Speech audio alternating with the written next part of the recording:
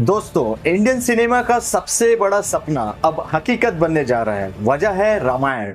Director Nitish Tiwari की ये film सिर्फ एक प्रोजेक्ट नहीं बल्कि 4000 करोड़ की एक महायात्रा है जो अपने मुकाम तक पहुंच चुकी है। जी हाँ, जून 2025 तक रामायण पार्ट 1 की पूरी शूटिंग खत्म कर ली गई थी।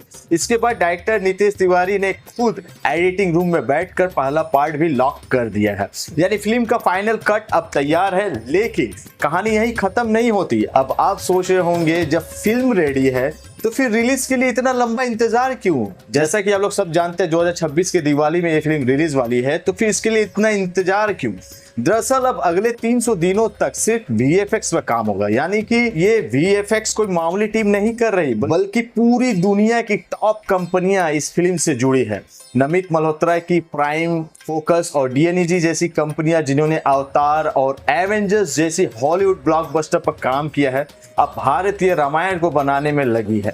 भाई साहब, जरा सोचिए, जब हॉलीवुड की टेक्नोलॉजी और भारतीय आस्था एक साथ पर्दे पर उतरेगी तो नतीजा कितना भव्य होगा।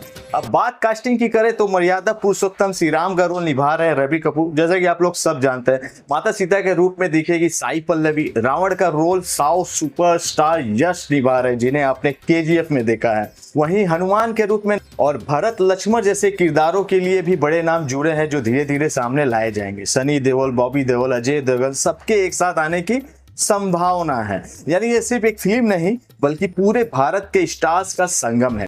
रामायण पार्ट 1 का फाइनल VFX 2026 की गर्मियों तक पूरा हो जाएगा ताकि इसे दिवाली 2026 पर रिलीज किया जा सके। और सबसे खास बात, जब पहला पार्ट रिलीज होगा तब तक रामायण पार्ट 2 का भी लगभग 75% काम पूरा हो चुका होगा। यानी ये महागाथा रुकेगी नहीं, लगातार चलती जाएगी।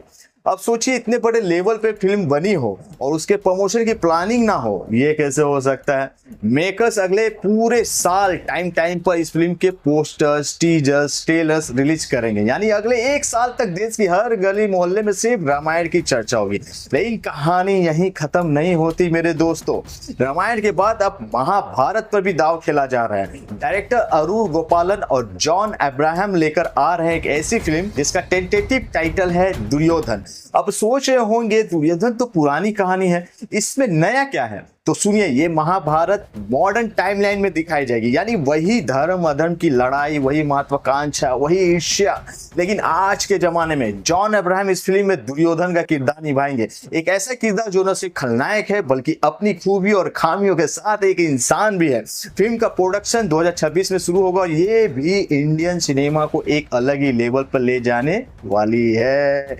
तो सोचिए जरा, एक तरफ रामायण जो हमें भगवान श्री राम की दिव्य गाथा दिखाएगी और दूसरी तरफ दुर्योधन जो महाभारत की आज की दुनिया में उतारेगी। दोनों मिलकर आने वाले सालों में बॉलीवुड नहीं बल्कि पूरा भारतीय सिनेमा बदल देंगे। तो दोस्तों, अब सवाल ये है, आप किस फिल्म का ज्यादा इंतजार कर रहे हैं? रामायण का दिव्य संसार या महाभारत का आधुनिक अवतार? कमेंट में बताइएगा जरूर। मिलते हैं नेक्स्ट वीडियो में। जय हिंद।